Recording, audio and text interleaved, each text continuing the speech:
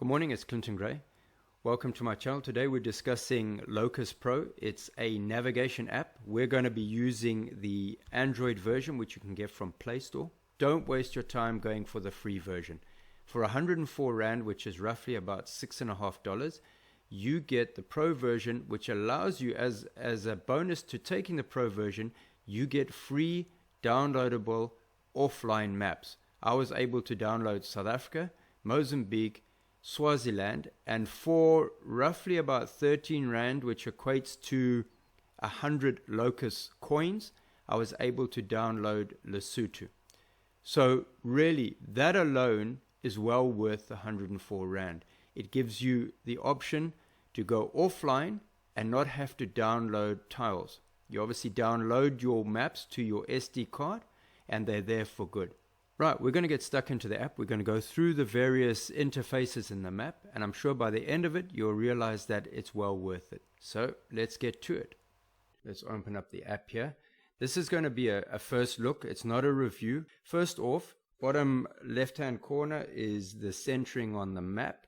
Right next to that shows you can look at the show view, or you can choose to rotate the maps. Next to that, the minus and plus sign, well, that's self-explanatory, and the little lock at the bottom side gives you zoom lock, screen lock, and magnifier. Quickly move out of there. Okay, you'll notice on the top left-hand corner, there's a little 6 next to the arrow. That is purely notifications telling you what's happened. Let's go to the 3 little arrows. We did have a look at it earlier. I really like this. Everything is really set out clearly and simple. Obviously, maps self-explanatory, points, tracks, track recording, route planner. And if we go to more functions, again, we can go into various other little menus. Let's get it back out of here. We'll go to the Locus store. This is where you can download your offline maps or choose various worldwide maps.